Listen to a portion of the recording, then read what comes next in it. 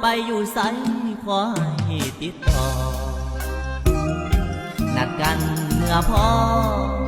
งานบุญบังไฟบ้านเอาอายกะสิเมื่อน้องก็ให้เมื่อพ่อกันคือเก่าอยู่ห้องว่า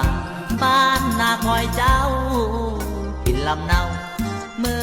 อข่าวยังนอน